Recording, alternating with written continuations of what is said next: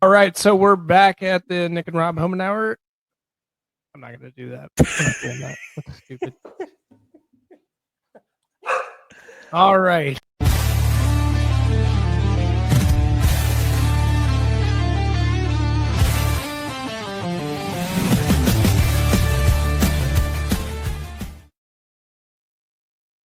Nick with the Nick and Rob Homer Hour, and we've got some big changes happening over in our podcast. So obviously, it's not going to be Rob. He's not going anywhere. He's just on vacation. Rob. Just me now. No, that's not true. Rob is coming back. Please, Rob, we need you back very quickly. But we do have a new producer that's going to be on the show that's going to help command the back end of it, and it's my good friend Tyler. Tyler, tell us a little bit about yourself. Yeah. Hey guys. Tyler. I've been friends with Nick for like 25 years now. If I'm on camera today, you'll see me. But if I'm on camera while I'm producing, I might have to remove my cat from my computer like that occasionally. I've been watching football for a long time. I've been watching games with Nick since we were in high school. So the analysis is something that we've always been doing, just always picking games apart, picking the plays apart. And, it's been something that we've enjoyed doing for a long time. So I'm excited to join him here doing it.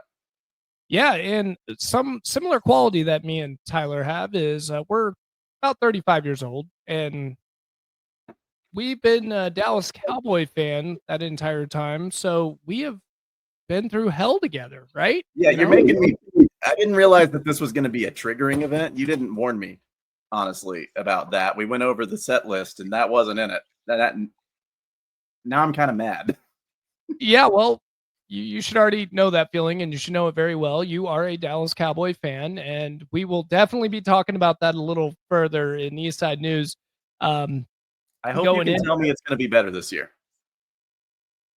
I predicted 9-8, and that's the best I got for you, buddy. All right. Well, we'll get to that when we get to it, I guess. Anyway, what else we got, Nick? Well, what we do have next is going to be Eastside News, so we're going to go ahead and start the introduction. This is Eastside News. All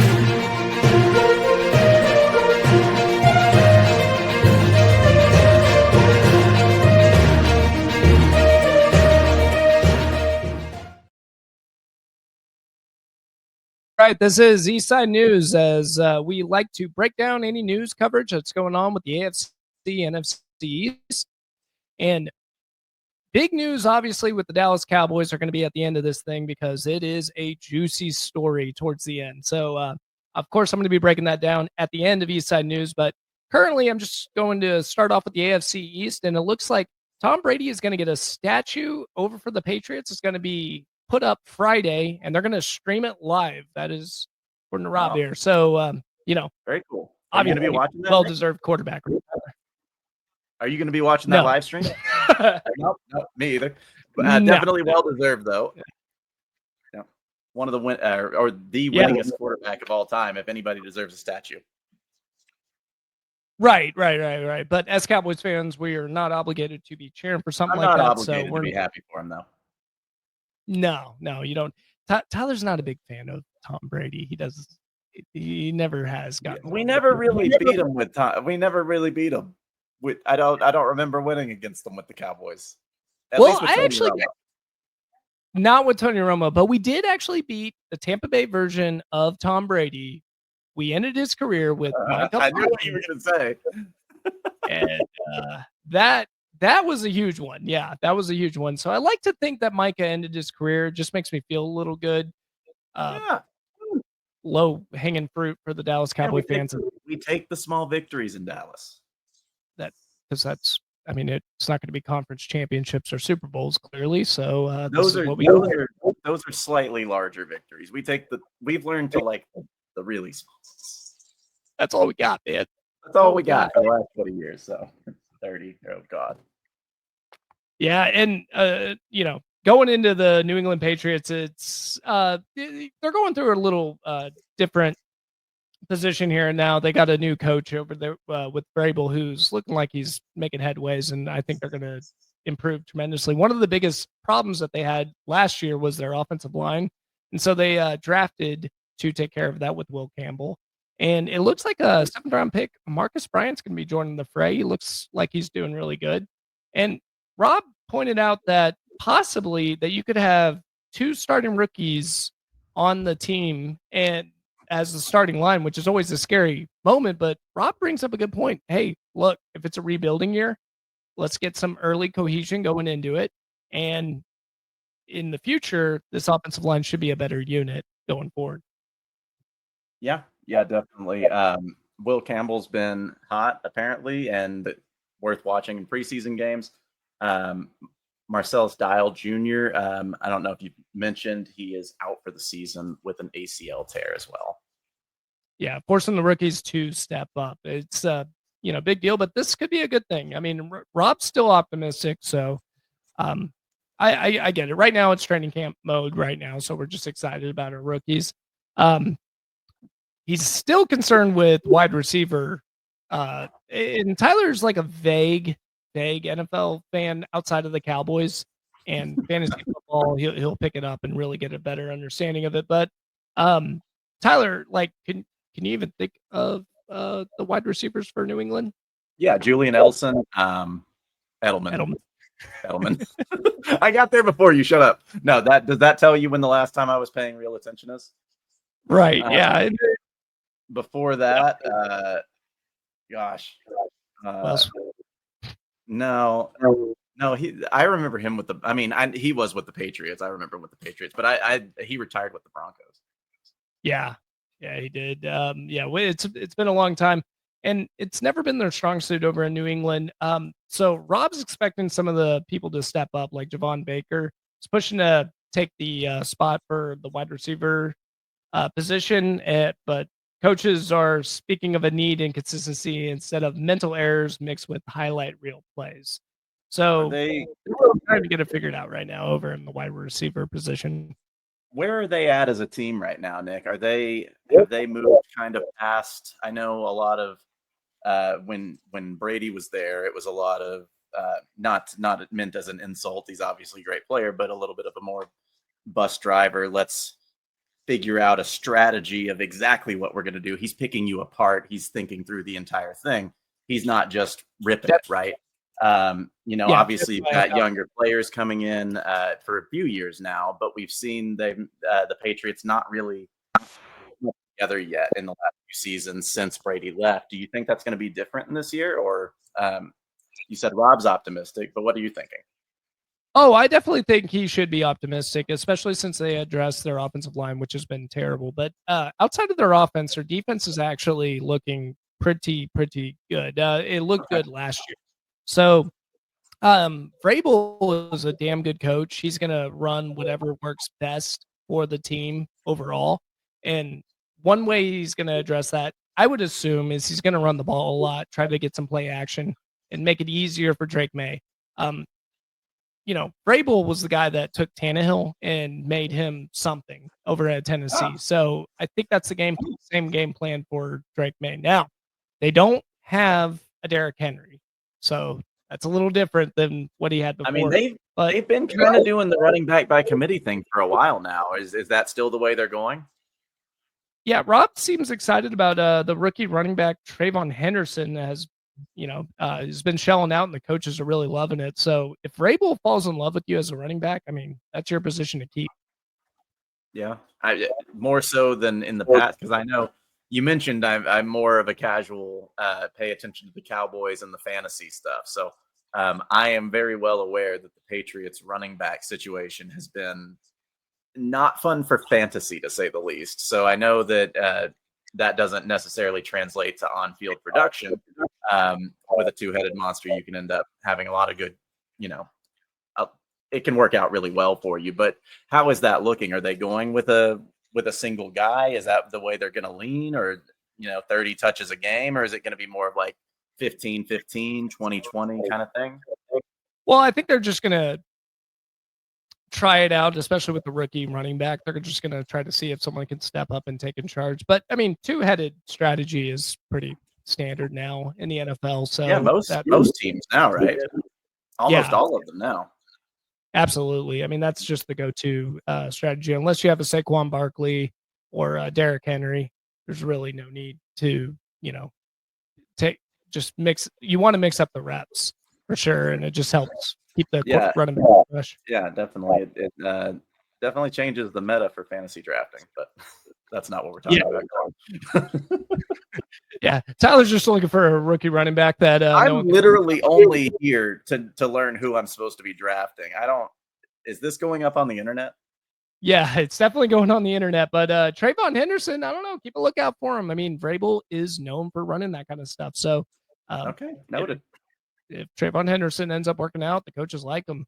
Don't be shocked. They're going to run the ball a lot. I expect that a lot, especially with the second year Drake May. So, they're going to try to play keep away and rely on their defense, which could work. It could work, and they could have a decent season, much better than what they did last year.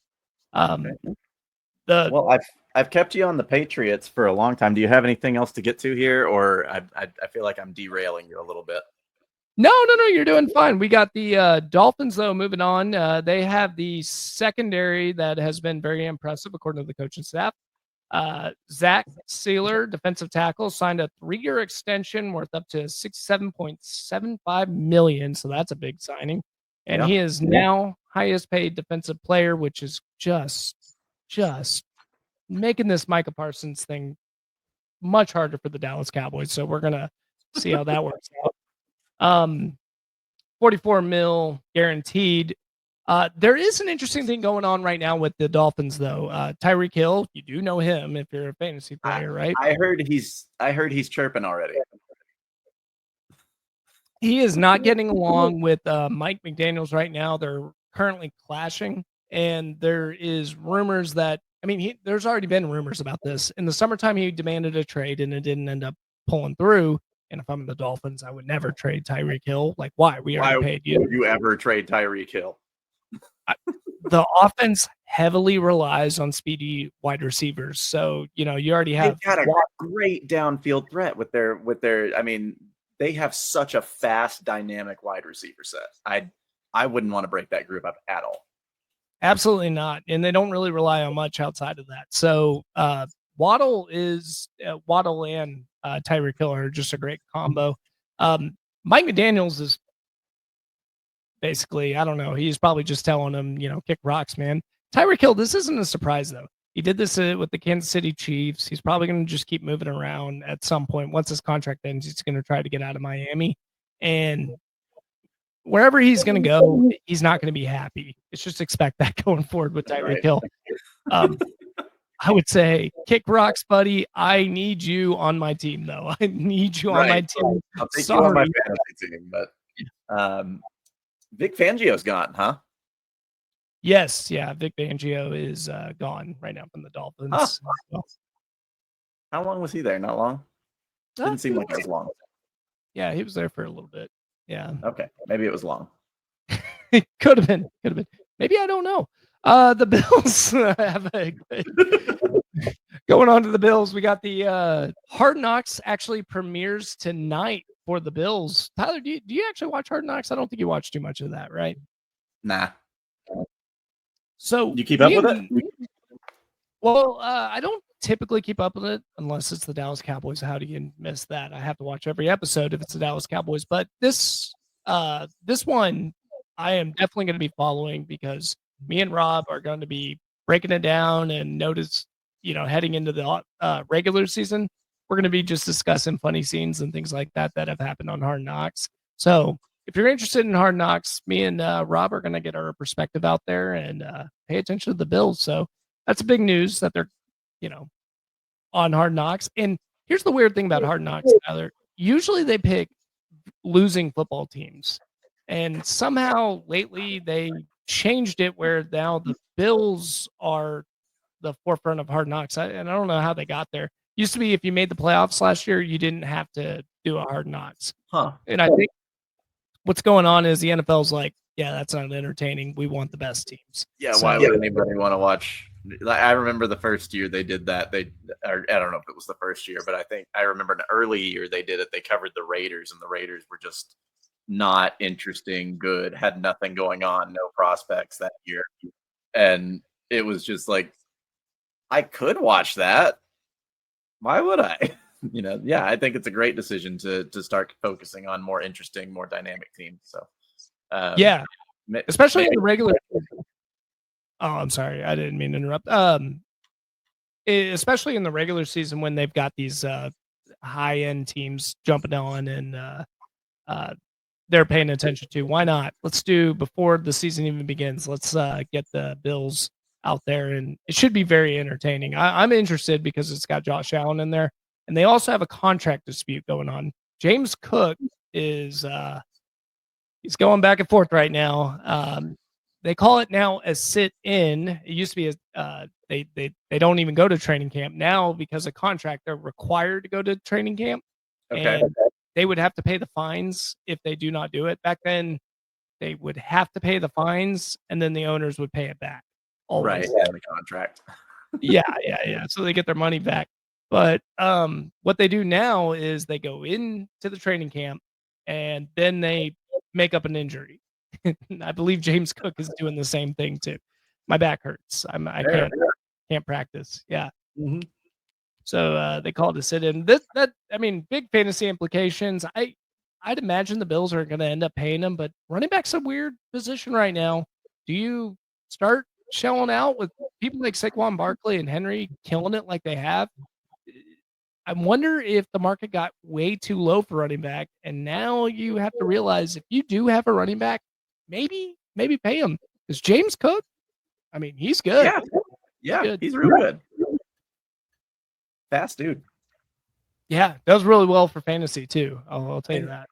And really, I know they've had some veterans in with the Bills for a long time, and they've I can't think of who it is, but I just don't think they could, with the direction that their team is going and how much better they've been getting and they've been building for so.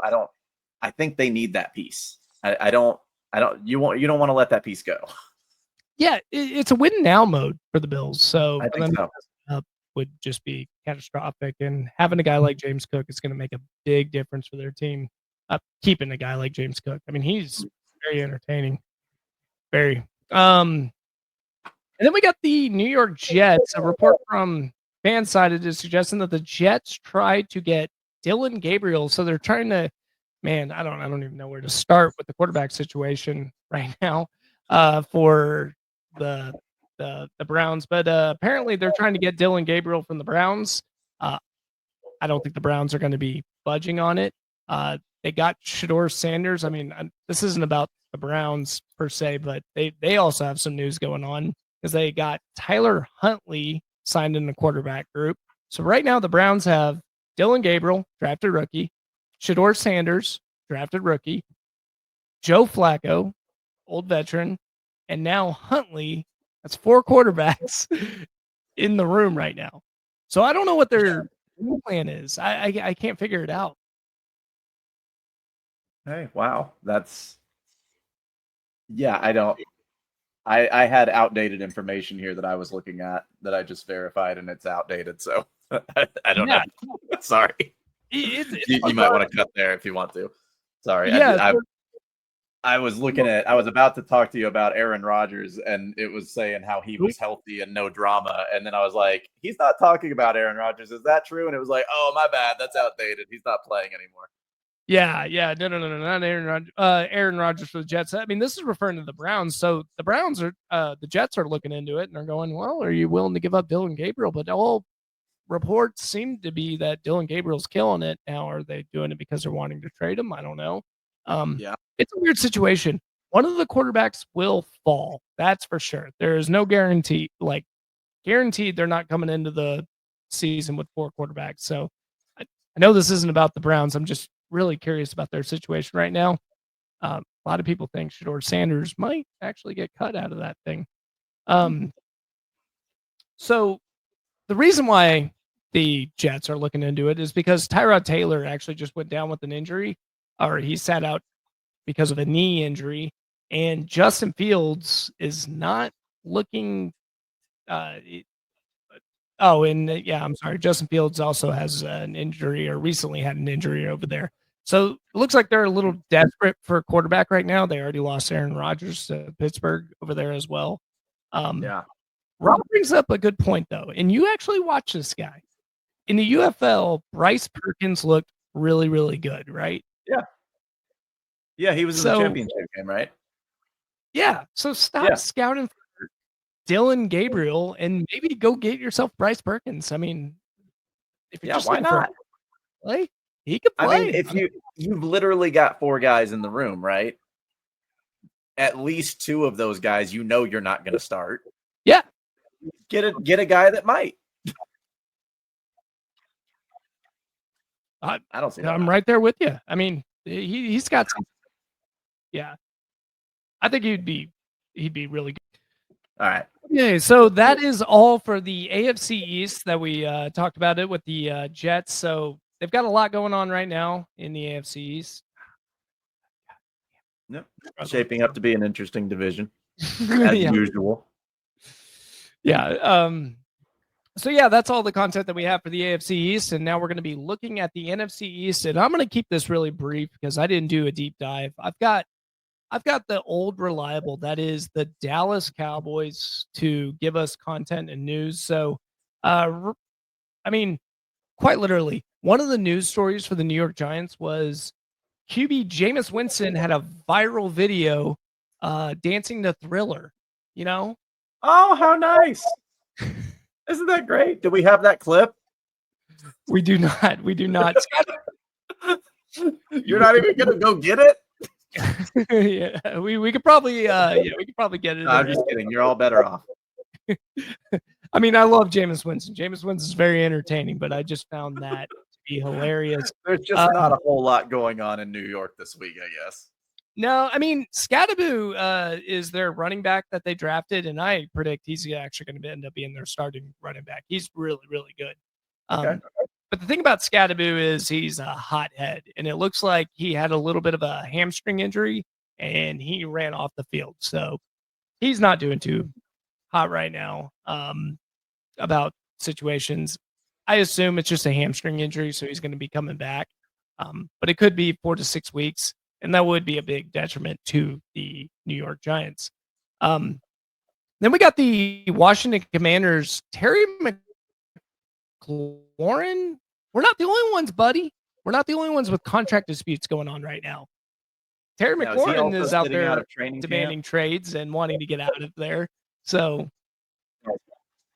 sorry, your mic cut. I didn't. He's doing a sit-in. He's doing a sit-in, very similar to mine. Doing a sit-in as well. Okay. Yeah. Yeah. I've got a note here that QB Daniels is adjusting. That's a very short note. What's he adjusting to, Nick? Probably the possibility that Terry McLaurin might not be there, and which, hey, Jaden Daniels is going to be fine with or without Terry McLaurin. I love Terry McLaurin. He's going to help him out tremendously. They had a great duo. I mean, Terry McLaurin, fantasy-wise, tapping it back to you, Tyler. Oh, yeah. Killed it. He killed it. I'd take Terry McLaurin. I think he's a modern-day Vincent Jackson, where he's going to get you a bunch of points and then do nothing for like a week and then get you a bunch of points, and it's always going to be the week you didn't start him. Yeah, I mean, but he's still a good player. The points are there. You just didn't get them because you didn't start him. Right, and he did get 1,000 yards every year with terrible quarterbacks. So for him to actually pull it off now with Jaden Daniels, I think it's just going to be a great set and it's going to do really well. So Terry McLaurin is probably going to get his contract. I think they're just feuding right now, but they're going to get it figured out. I will say, and I said this on the last show too, I don't know Washington's cap space situation, but I'd imagine they're running out because they did spend a lot on free agents to get that team to the level that it was last year. But yeah, if I'm the Commanders, I went to the NFC Championship last year, so we're close. Why not sign it and worry about the consequences later? You have a franchise quarterback there already, so you're going to be in a good situation. Yeah. Hurts to say it too as a Cowboys fan because I think the Commanders are going to be a problem for us for quite some time, Tyler. Well, that's a shame. I mean, good for them, but dang it. Right. It's gonna be tough. Wide receiver for the Philadelphia Eagles, AJ Brown suffered a hamstring injury during camp. raising concerns for the offensive coordinator, Kevin Petula, trying to figure it out with A.J. Brown. I'm not too worried about it. Even if it's a hamstring injury, their offense was based off the run anyway. So if A.J. Brown's out for a little bit, that's fine. Sit him, and you'll get him later in the year, and he'll be a problem.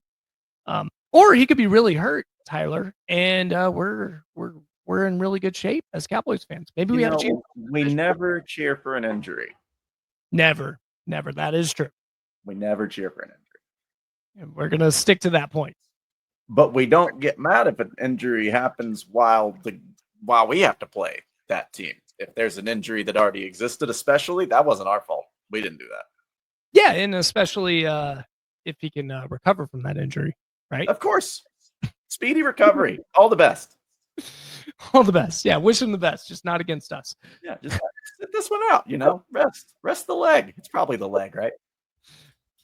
Yeah. It is. It's actually the hamstring. So we'll see. Yeah, it's always the hamstring.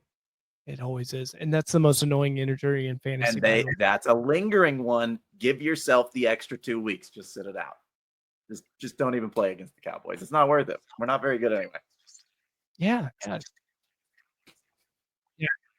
Especially week 1, since we're playing them. So let's do it. And then we get on to the news that they are the Dallas Cowboys. And we're going to start it off with one of the hot ones, Tyler. It was Dak Prescott's birthday. Oh, You're starting with the biggest one. Yeah. It was Dak Prescott's birthday. You were being sarcastic. Cheerleader. Wow, okay. Cheerleaders are getting paid more. That was another one, Oh, you'd love to see that. That's awesome. Good. Oh, and Micah Parsons declared that he actually wants to leave Dallas and go ahead and go into a trade.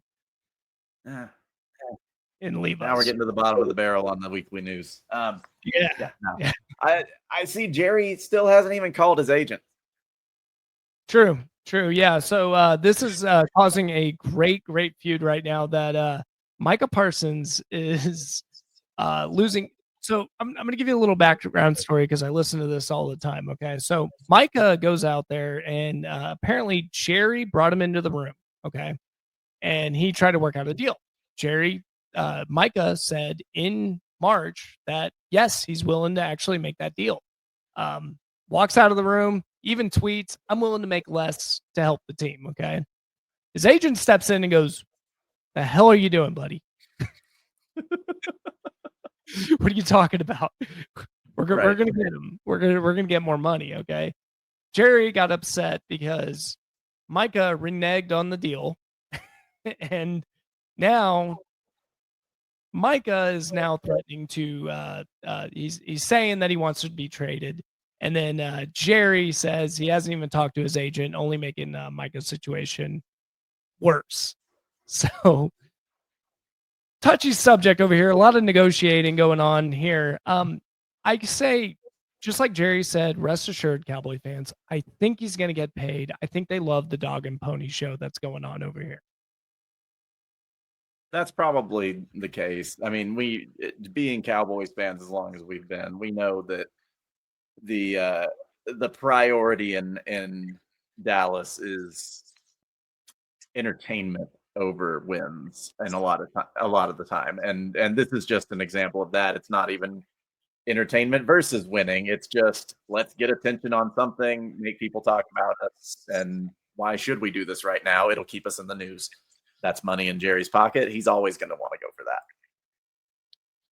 Absolutely. And speaking of making the news, so Des Bryant jumps up and then he steps up. And one of the problems that happened from this little feud right here is that Jerry goes in and says, by the way, when I was negotiating with Des Bryant way back when, in 2015, I couldn't even get a hold of his agent. And if you don't know his the agent that is owned by Rock Nation, that's Jay-Z's company, okay? Yeah. Rock Nation took over Des Bryant's agency, or they took over as his agent, and apparently Jerry said that, I reached out to Rock Nation way back when, and I reached out to the agent way back when, and they never answered their phone during the negotiations. So this is why he doesn't like agents. That's his argument that he's making, which doesn't make logical sense. I'd imagine Rock Nation probably would have loved a phone call from Jerry Jones. Yeah, I'm sure they would have stopped everything and said, "Hey, the owner of the Dallas Cowboys is on the phone. I'm going to be in trouble if someone doesn't take this call." I doubt no one answered the phone.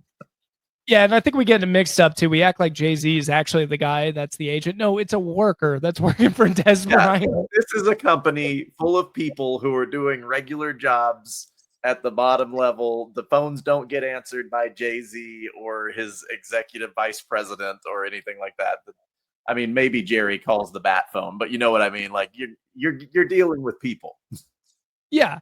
And so it doesn't go well, right? Dez steps up and he tweets out or X's out. I don't even know what to say. Actually, that really works with Dez. X's out. I should say that. But anyway, he posted on X and he said, "Jerry Jones, I don't think it's smart to mention my name. I kept quiet about a lot of unfair S on some GS. We can have a story time if that's what we're doing." Okay. So, okay. Let me just hold on. Let me get a. Okay. All right. I'm ready. Story time. Go. So you're thinking this feud is going to be between Des Bryant and Jerry Jones. Of course. Who else would it be? Well, of course, the person that would be involved would be that would jump into this feud between Des Bryant and Jerry Jones would be yours truly, Nicki Minaj jumps in on this. So NIki then responds, says, "Hey, who added NIki?"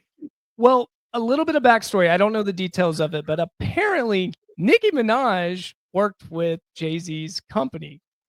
And she couldn't get a hold of her agent either. I'm sorry. Go on. Well, she's in a weird position because her position essentially is, I worked with Rock Nation. I don't like Rock Nation. Okay. So in a weird quasi way, she's taken Jerry's side and a three-way war. Okay. All right. So then it picks up.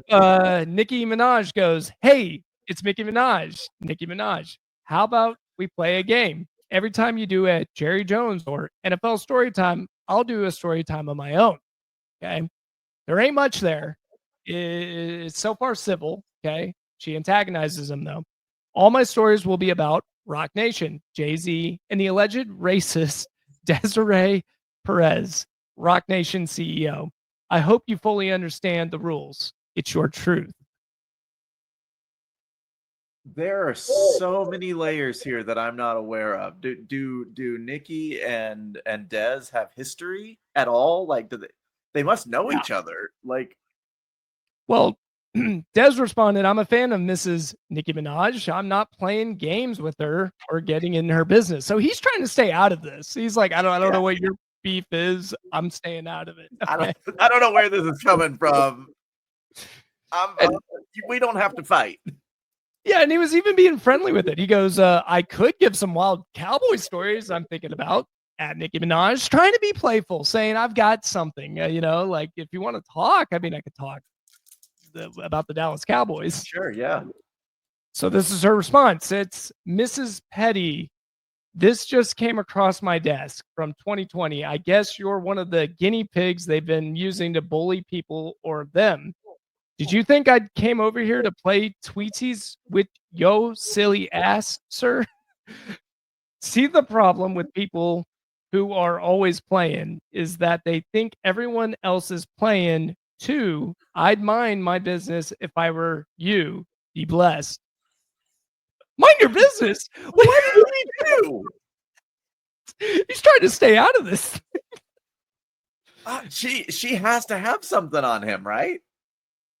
I have no clue. I mean, where would that even be coming from? That's so out of nowhere. The wildest thing to me, and maybe this was just the way that you said it, But the wildest thing is that Nicki Minaj, from her own Twitter account, said, "Hey, it's Nicki Minaj." Was that just how you read it, or did she introduce herself? No, she introduced herself, which is crazy because it's her own Twitter account. So there should be no need for that. Apparently, it's Mrs. Petty. Apparently, I mean, that one maybe is different than her username, so like I can see needing the introduction, but like if you got Nicki Minaj up there with the blue check, all right. yeah, that alone should have taken care of it. But it escalates. Des Bryant now, and we know Des Bryant, right? Me and Tyler, Cowboys fans. This guy, I feel bad for Des. Okay, he's got a lot of mental problems. I think he struggles in life. He doesn't have the thing that made him strong, which was football. And I think now that it's gone, I think he just has to jump in on this kind of stuff. So I feel really bad for him. I really do, because I do think he's got some issues here, but he's trying to keep it cool. And he's trying to work on it, but he lost it. He goes, "Ain't scared of S. I don't like doing all the internet S. I have respect for her, and I'd rather keep it that way. She got it." Okay. All right. So it's not going well. So this should get settled really quickly, but it doesn't. It still sounds like, and maybe he's just trying to make it sound this way from his tweets, but it still sounds like he says, "I'm a fan. I like her music. I have nothing but respect." Like he's talking like this is a person he doesn't know personally. Yeah, he's trying to be cool to Nicki Minaj, but Nicki ain't playing. So she goes, "Go beat your mom," and then ask Desiree Perez and Jay-Z why they've allegedly been vile C's. They've been to so many black people while lining their own pockets and weaponizing racism in order to keep black people blinded from the truth. Okay, so this is we're a little controversial heading into Nick and Rob Hour, but it's just really I got to tell you, it's entertaining. All right, so she says a bunch of things, includes President Trump, because we got to get more controversy in here. But she ends that tweet with, "On second thought, don't beat your mom. I'm sure she loved you once." This tweet allegedly for entertainment. Okay. Man. Des Bryant jumps in. He goes, "I don't get how you can even be on the internet with your husband being a sex offender. You said you were speaking facts, weird hoe. Come on." I love the insult, weird hoe.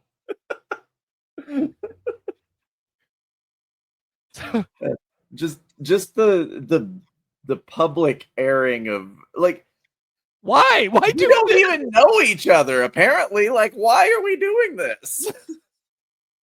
Really coming from Nicki Minaj too. I don't know Nicki Minaj and her story or something like this, but I'm just going, what are you doing? Poor Des. Like, I know Des, and I'm just sitting there. Oh God, poor Des. Oh, Des. Like he's gonna jump in on this. She goes. Go ahead. Sorry, Tyler. I was just gonna say I would love to know. I don't know if we'll see it because, of course, it's dependent on who goes into story time, right?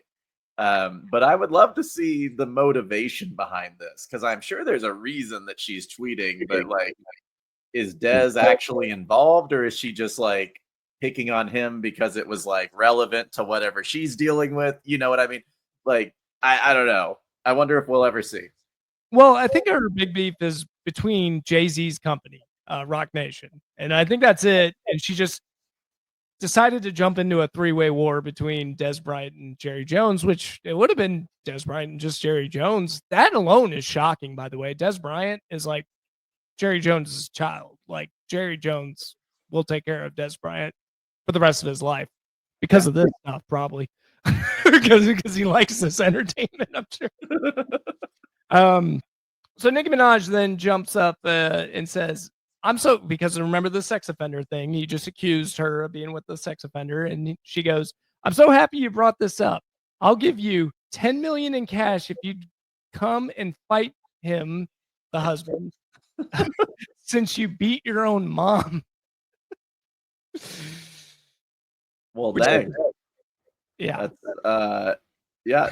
That is, I forget what it's. I'm trying to think of the word for that, but there you can do that. You can agree to have you can agree ahead of time to have combat, and I don't know if you can do it to the death. I bet you can't, but you can agree to have combat and no one can press charges as long as you have a witness and all that. So, I mean, maybe they'll do it. That could be really interesting.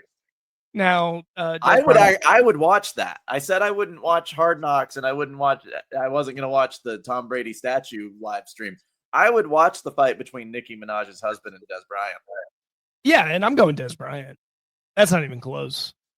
Give me Des Bryant all day, right? I don't know what her husband looks like. Doesn't matter. Probably Des would win. He's an NFL player. And a psychopath. And a psychopath. Like, give me Des all day. When you get that emotion-fueled reaction, give me Des all day. I don't think that guy can hold back.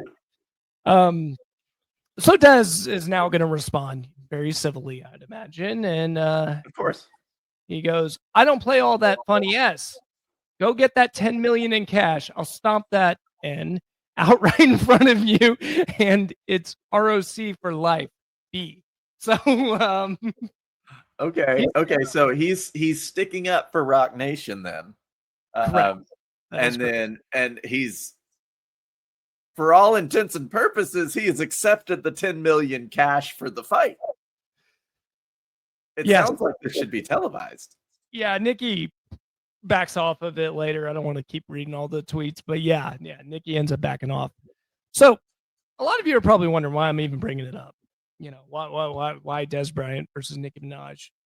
I just want to know from the NFL world, what is it like to cheer for a normal NFL team? Like, what is it like? I don't even have a clue. This is what we put up with. This is us. He's not even on our team anymore. He's out of it. He hasn't been for a long time. Meanwhile, it's always a circus. We did story after story about, there's a little contract dispute, and we're talking about the rookie of the year or rookies replacing other people and some trades that are possibly happening. Meanwhile, over in Cowboy land, we got Micah Parsons going after Jerry Jones and that whole trade dispute, which, again, I think is just going to get solved. I think he's going to get his money. And then out of the sideline field, we get one of our favorite players, Des Bryant, jumps in there, an ex-Cowboy player, someone that we love and admire, and we still do. We have nothing against Des. Fighting with Nicki Minaj. What are we doing? It's what I don't think I could have guessed this.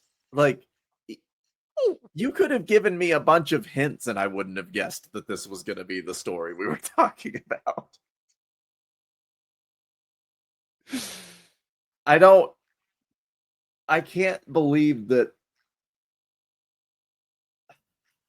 this is us. What's going on? That's us. That's our team. That's our people. Why can't we just play the football game and not do all the drama?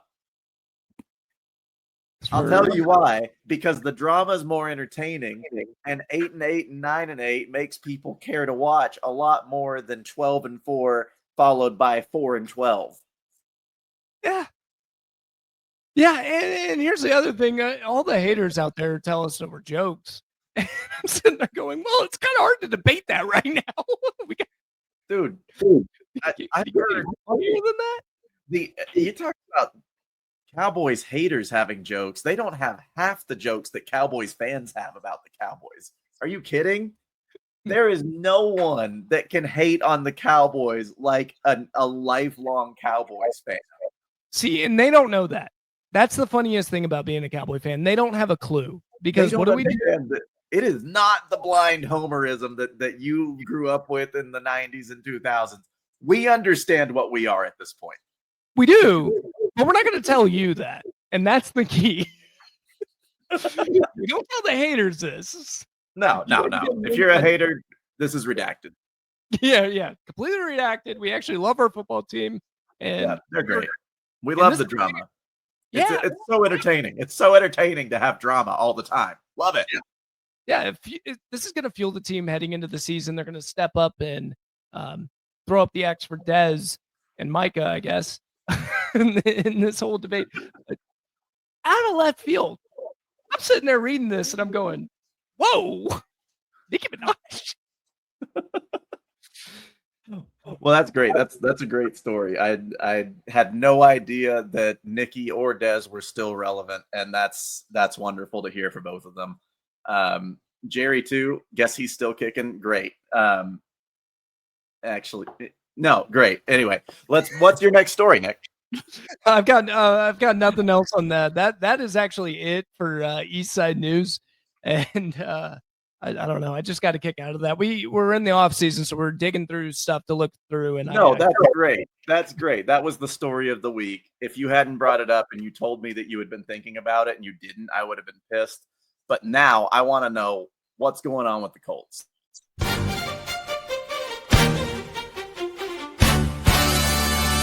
What's going on with the Colts?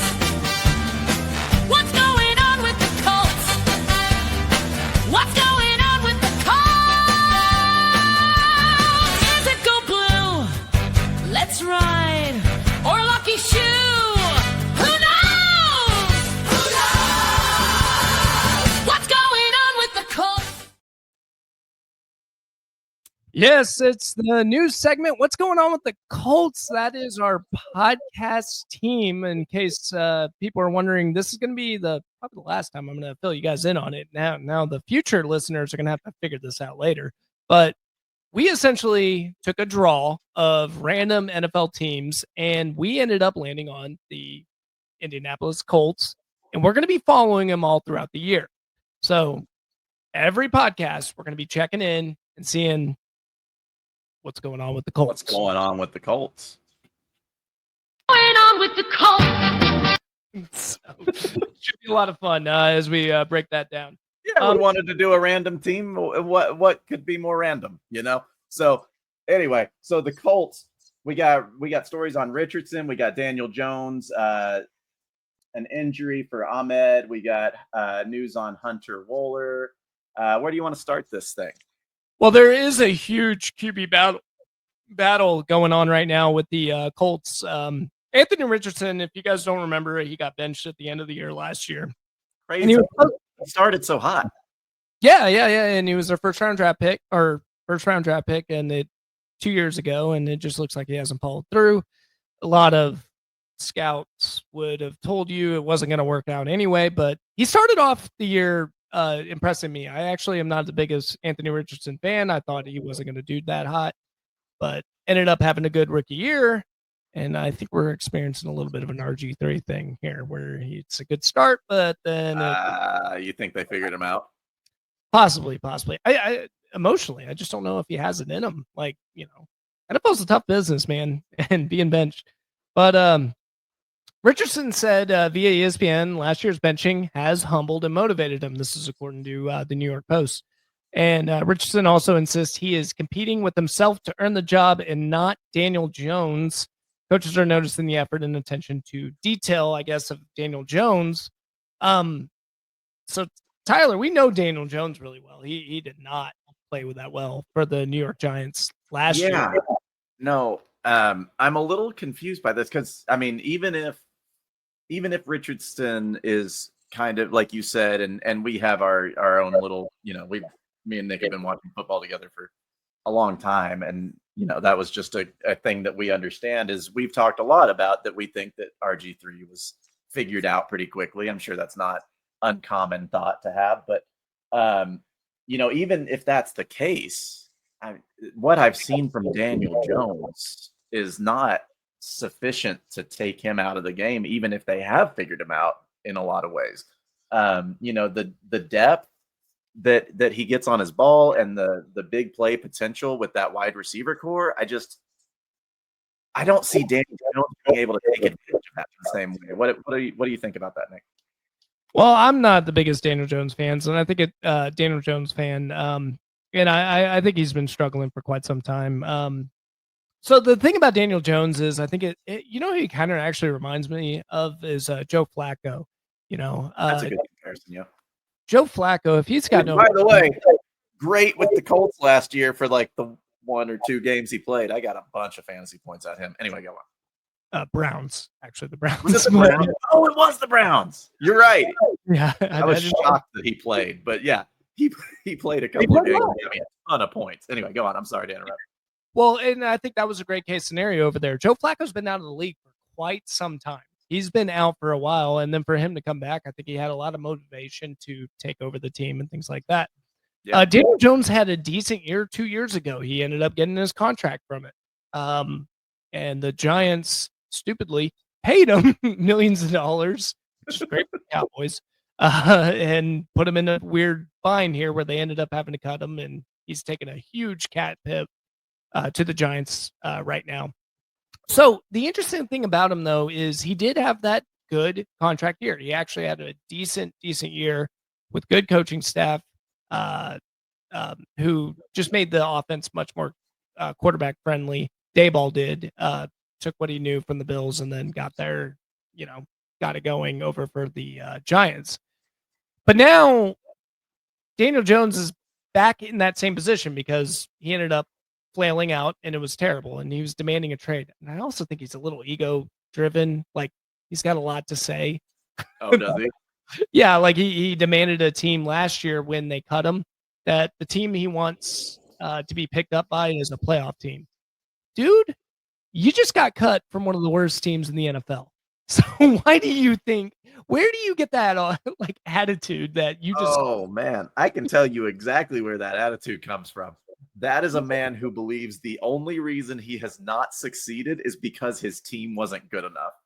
And that is the exact opposite mindset that you want from your franchise QB. I don't want this guy on my team knowing this. Yeah, no, and I agree with that. It was actually Tom Brady that pointed it out in a broadcast. He's like, well, what did you do? What did you do on the team? They're 3-14. Yeah, what are you doing to elevate your team? Like, if that implies, that request implies that, oh, to be good, I have to be on a playoff team. Okay, what about all the great players who made their teams playoff teams? Yeah. That's the Tom Brady difference. one of them. I think Tom Brady Change is your mindset completely. You have to flip that 180 to be worth anything in the NFL.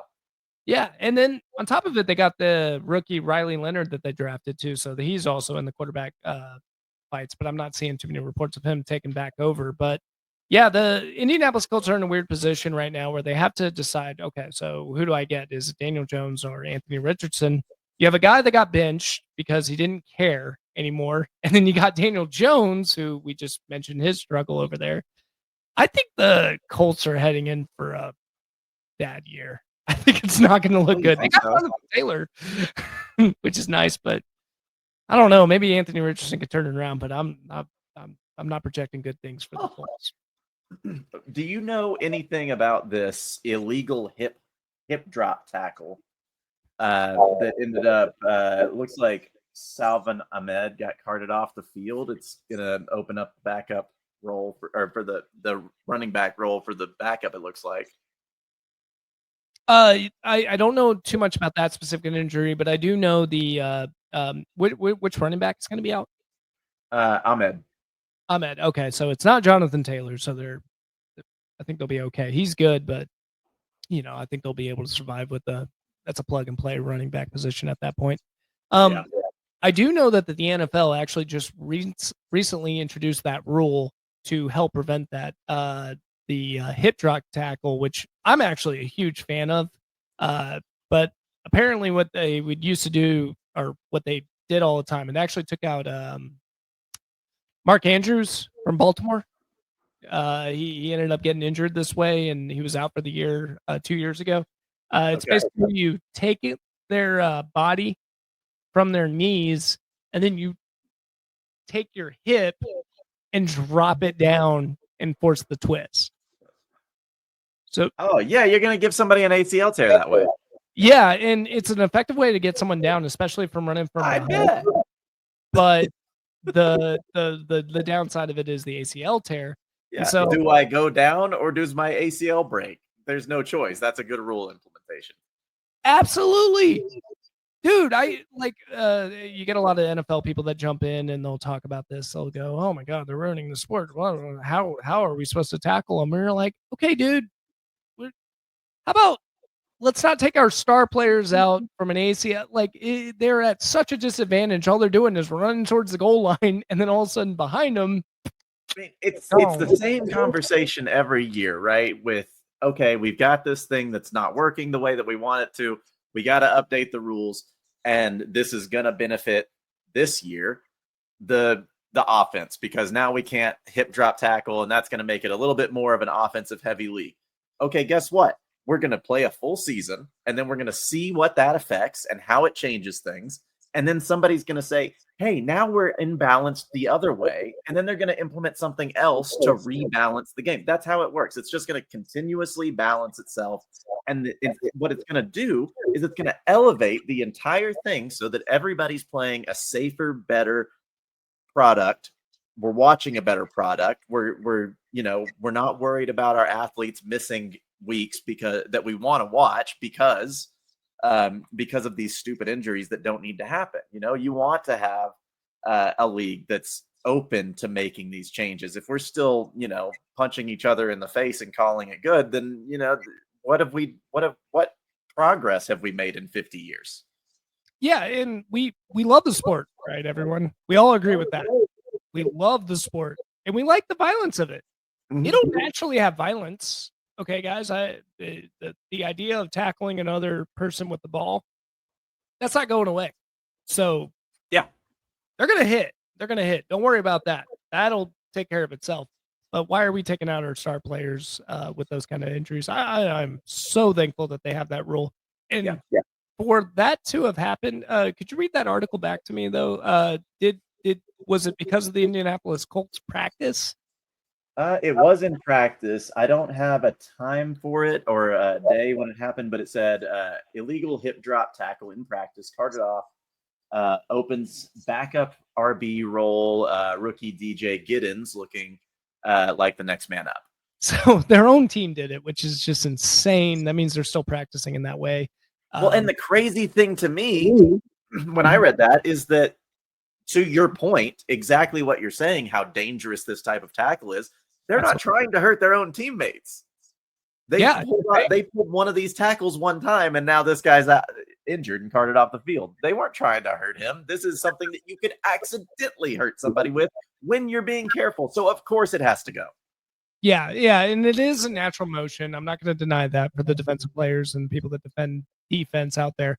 It is a natural motion. You grab something and you just want to fall to the ground. I get it. But, just like spearheading the wide receivers, they got rid of that. And so many penalties later, we've got it to a point where they just don't do it anymore. I mean, now you see it.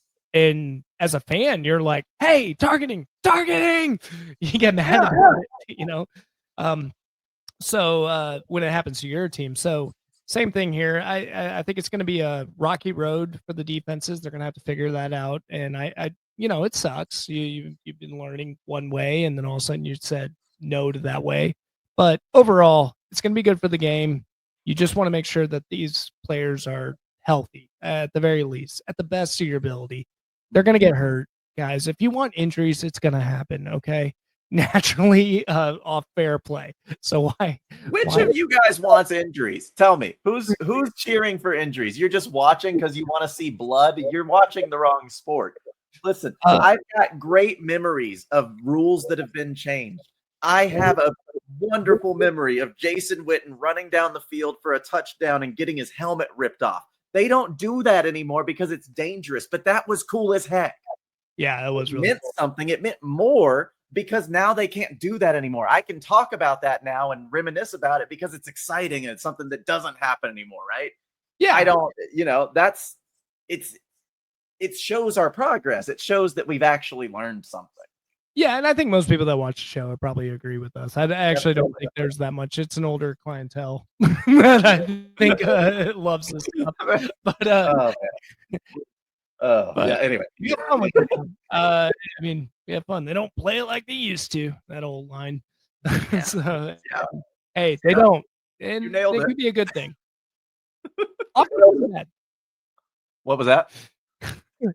Offense is not bad. Offense is not bad. I said offense is not bad. So let's enjoy some offense. Yeah, I'll take points. It is entertaining. I can't I'm a fantasy guy. You guys know I've mentioned it a few times now. Points are good. I'm all about the fantasy. Give me the offense. Always give the offense too, and it's just bad for the league as well. So, Tyler, I think we're gonna tap into your segment. That's what's going on with the Colts. That was a good story, by the way. I'm glad you brought that in. That was really good entertainment and had a good discussion to it. Interesting stuff. I didn't know about the hip drop tackle, and that's good that they changed it. Thanks for the info. He's learning like the audience is. Yeah, that's what I'm here for, man. I'm telling you, I said it at the beginning of the podcast. I don't know if you believed me or not. That's your fault. I'm here for fantasy draft advice. If you could screw me over. You could just put a bunch of really bad ideas in my head. Your audience might not even know it. I don't know. I might just be getting messed up for fantasy, and then you're going to come back on when the season starts and be like, "Oh, guys, by the way, all that stuff I said about that stuff, I really screwed over Tyler's team." Yeah. But we do have Tyler jumping in here, and I offered it to him, and I said, "Hey, man, if you got a segment in mind or anything to jump off, no, we've got the Hard Knocks coming up next week, so we're gonna have plenty of content next week. But we're kind of in a dead spot. So, Tyler, what do you got for me? What's your segment idea?"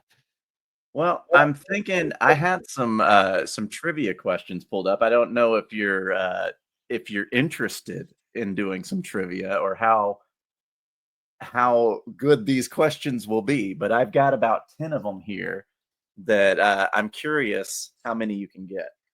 Okay, all right. Well, I'm an NFL savant and I like trivia. So yeah, what do you got? Let's fire off that first question. Well, before we get into this, I'm just gonna predict. Ooh, I like that. I'm just looking over these answers here. I think you're gonna go. I'm setting the over under at 7 correct answers here. Okay. All right. Comment. Go ahead and leave a comment if you right now in the video, but pause before he starts answering questions. I want to know if you guys can guess correctly if he's going to get the over under. The first question here: who is the only quarterback to win a Super Bowl with 2 different teams as the starter? Win a Super Bowl with 2 different teams as a starter? Let's find a different set of questions because no, I'm actually interested in that. Hold on. What? Is that a legit question? Yeah, we'll repeat it back to me one more time. That can't be a legit question. Repeat it back. Who is the only quarterback to win a Super Bowl with 2 different teams as the starter? Oh, yeah. Only quarterback to do it? That's not true. I was going to say there's not only one. Yeah, it's Peyton Manning and Tom Brady have done it. So yeah, you're correct. It said Peyton Manning. Let me find. Do you think we could cut here and I can find an actual trivia list? I kind of like this. All right, we will cut. We're gonna get some more questions, but nope. It's Peyton Manning, you idiot. You're wrong. I kind of like, yeah. Let's do ChatGPT trivia. I think we found our ChatGPT trivia. The answers are whatever ChatGPT feels like, and if you get it right, good job. I have to figure out what ChatGPT. I'll tell you one thing. That makes me feel a lot better about the future. I'm a little nervous about AI taking our jobs, and questions like that and answers make me feel really good. They make me feel really good. Yeah, that's definitely a weak point so far still. Yeah. Take that. Who's the founder? I forgot the guy's name, actually. Just listen to him. Damn it. Okay. I have a list here of 170 tough NFL mixture trivia questions, answers, and fun facts. Bonus points if you can get the fun facts. All right. Although I don't know if that's possible. Anyway. Okay. All right. I'm down. Let's see. I'm not going to ask you all 170. We might stop around 150. I'm kidding. We're still going to just do 10. I'll pick 10 random ones. Over under is still going to be 7. So leave your choice in the comments if you think he's going to go over under hit the spread. So since 2002, after the NFL expanded to 32 teams, how have regular season schedules been determined? This is kind of an open form. And they've changed it since then, actually. But how it's determined is they have a random rotation of the AFC team or the opposing conference team, and it's a rotation. Okay. Then you have a random rotation in the conference that you're in, and then the 2 games that they play, it would be the 2 extra games that they would end up playing would be the equivalent of whatever their. So if I finish 3rd in the NFC East, I would play 3rd in the other 2 divisions that I have not had a chance that isn't in the rotation. Right? I believe that you know what you just said, and I'm going to give you a point for that one because it looks pretty close to what it says over here. I don't exactly know how to explain it, but yeah, essentially, if you finish 3rd in the division, then you would play. There's 2 teams that aren't in your rotation because you got your own division, then you have whoever's in the rotation. The other 2 teams of that conference are the 2 divisions in that conference. You'd play that place team. Yeah. It sounds good to me. I'm going to give you 1 point. You are 1 for 1. All right. There we go. Let us know if he was wrong because. No, I'm not. I'm pretty sure he was right. He sounded pretty confident. Who was the first player in NFL history to throw for 4,000 yards in one season? 4,000. Ooh, first player in NFL history. I would go with. I'm between Dan Marino. No. Johnny Unitas. Final answer? Final answer. No, it was Joe Namath. Namath, really? 4,000 yards? Yeah, I've got a little bit of trivia here. In 1967, Broadway Joe threw for 4,007 yards despite throwing more interceptions than touchdowns, 28-26. The following year, he led the New York Jets to an unlikely win in Super Bowl III, prevailing over Johnny Unitas and the Baltimore Colts 16-7. He was named a Super Bowl MVP for his performance, and it showed the world that the AFL was worth taking seriously. Yeah. I do know how he got famous, but no, I didn't. Wow. Huh. Well, there you go. Interesting to see back all the way at Super Bowl III that the AFL wasn't even being taken seriously yet. That's it. That's so Still don't. Which was the last team? Oh, you are 1 for 2 right now, so you can afford to miss 2 more questions. And you got 8 left. So which was the last? I'm sorry. Go ahead. What'd you say? No.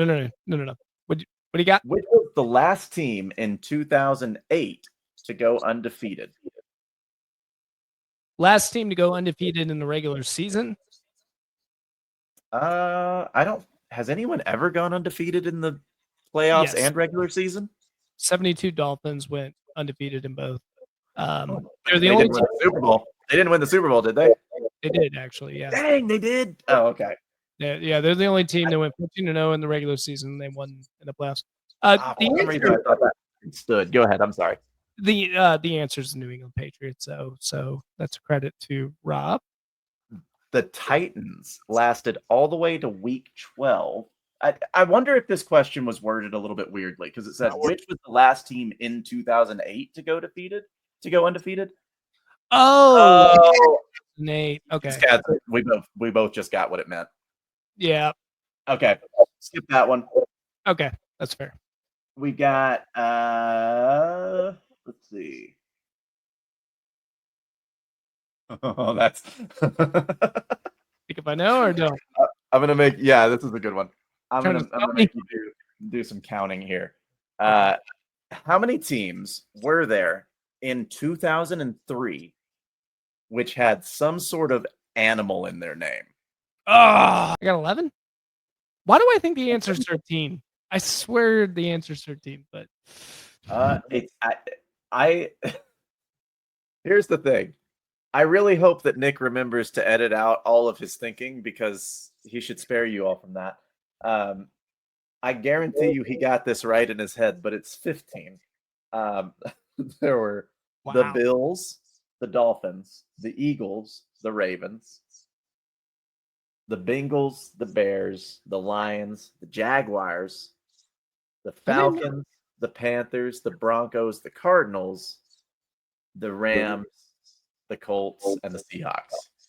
You know what? Actually, I'm going to go ahead and take a fail here. I actually put the Colts as not an animal. I didn't even think about that. Oh, So yeah. we will- I'm sorry. Okay. Rough start. But Okay, the all right. over-under is still 7. I hope your audience is doing better than you so far at these Yeah, I questions. don't. And I have to cut that. That's going to be really tough. Okay, so go ahead. What's the next? What's the next question? Okay. Number 4. What souvenir did New York Giant linebacker Lawrence Taylor request from a referee after he played his last game in January 1994? Souvenir from wow, that's you got me there. What souvenir would he ask for a ref? Rule book? I mean, I don't have anything. Well, like, well, what could I actually knew this one, so I thought it would be a better one. Taylor said he felt he deserved it because the referees threw it against him often enough. It was the flag, the yellow flag. That's funny. Okay, Pretty funny. Pretty good bit. yeah, that's a good bit. But another one down. Another one down. I'm Now, not doing- these are hard questions. I'm not giving you easy ones because I know if I gave you easy ones, it would be boom, boom, boom, boom, boom, and we'd be done, and it wouldn't be fun. So Okay. I don't. I'm looking for really hard ones here. Let's see. Where was that next one? Now there was a good one that I wanted to come back to. There it is. In which city did the Pros play during the 1920s? You have options here. Okay, I need Is that. it Baltimore, Portland, Chicago, or Akron? That the pros did. The Pros in the 1920s. Chicago. Baltimore, Portland, Chicago, or Akron? It's got to be Chicago. Wait, no. Is this a city that they don't play in currently, or is it just a city that they had to play in? This was their, I guess. In which city did the Pros play? So I guess this would be their hometown, or their home field city. Oh, so back in the 1920s, they had to play in their home field city. I don't know if that's true, but that seems to be what it's implying. I'm gonna go with Chicago, and I'm probably gonna lose. Go ahead. It's Akron. Of course. So that I hey, D's get degrees though, so I could still hit a 60. So what's next? You can still hit a 60. Yeah, that's how I got right. that knowledge. Let's get back to more modern times. Doesn't have to be totally modern. Which NFL team? Oh, this is from 1942. Never mind. It looked like a more modern one. Let's see. Which was the only 2003 team to only have one primary color on their helmet with no symbols or images? One primary color, no symbols, and in Browns. Yeah, very nice. Yeah, very nice. Okay, you are 2 for 5 right now. So, wait, did you miss 4 or 3? 4. It was 4. Okay, I thought it was 3. I thought you were still on track. I'm sorry to get your hopes up like that. Yeah, you got my hopes up, buddy. I really thought you could still do it, but you can't. Hey, no. D's get degrees. That's what I'm focusing on now. Changing the narrative. Let's see. I'll just find some that have multiple choice. Which NFL team was the first to go winless in an entire season while losing at least 10 games. So it would have to be after the point at which 10 games was, but which NFL team was the first to go winless in an entire season while losing at least 10 games? Was it the Tampa Bay Bucks, the Detroit Lions, the Pittsburgh Steelers, or the New York Giants? And they had to go winless. I can even give you the year. 2000s, I would assume. 1942. Oh, 1942?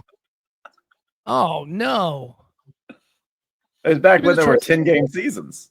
I already just knocked off a couple in my mind. So give me the choices again. The Buccaneers, the Lions, the Steelers, or the Giants? I'm going to go Giants. That was the Lions. Wow, they did it back to okay. That's they funny. were that bad even then. Yeah, they lived up to it. Okay, so I'm gonna get half of them right, Tyler. I'm gonna get half of them right. What's your catchy slogan saying that makes you feel better about only getting a 50 now? Well, right now, what I would do when it comes to college is I drop out of this class, so it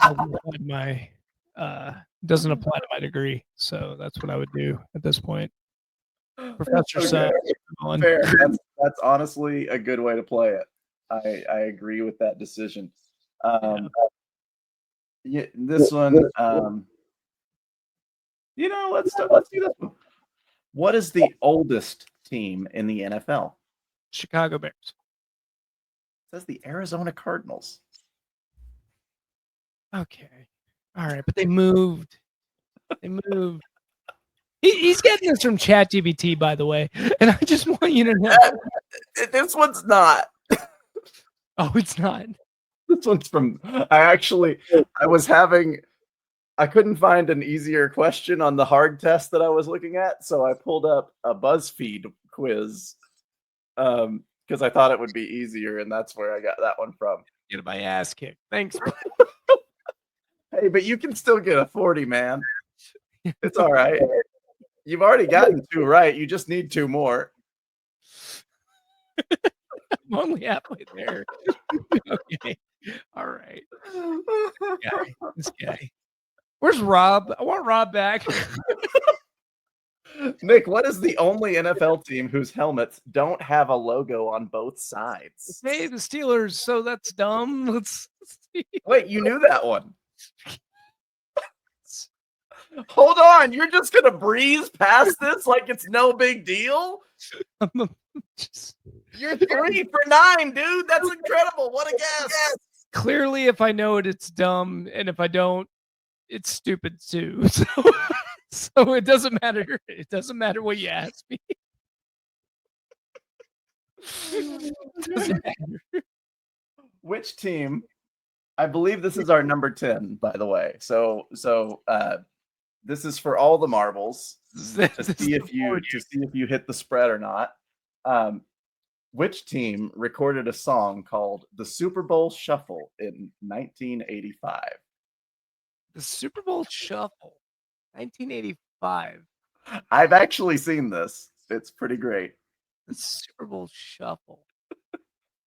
You would think they won a Super Bowl, right? Did they? I don't know. Honestly, I don't know the history, but you would think. Bengals. I just have a feeling. Buddy, if the spread was 3, you would have hit it. It was the Bears. It was the Bears. Oh, that is dumb. The 85 Bears. Yeah, the Bears. Okay, you found a question that I'm sitting there going, yeah, I should have known that. And you know what? That's a good one to end on. At least if you missed it, you can sit there being like, you know what? That was a fair question. Just a miss. Yeah. The rest of them are kind of BS, I'll admit. Hey, I appreciate it. Look, I did the best that I could. That's about all I got in me. You did significantly better than I could have done. I'll just say. Yeah, this generation's all about effort. And I put a lot of effort in that. And that's what matters, right? And you know what? You guys that are watching, How many did you get? Did you beat Nick, or were those pretty BS questions? Be honest. Let me know. Yeah.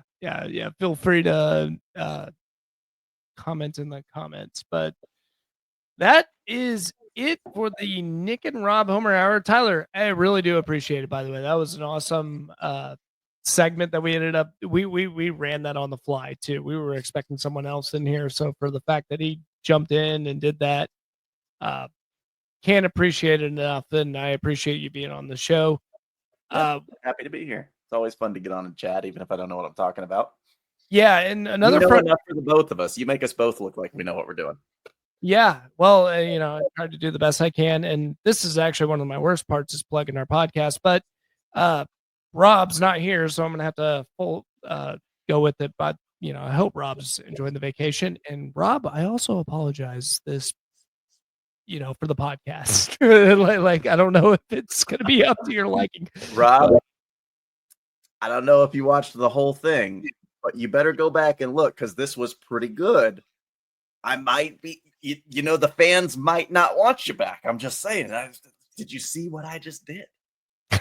Hey, there's one podcast I listen to. It's the Dumb Zone over in Dallas, and the host says when he leaves, he wants it to be a train wreck.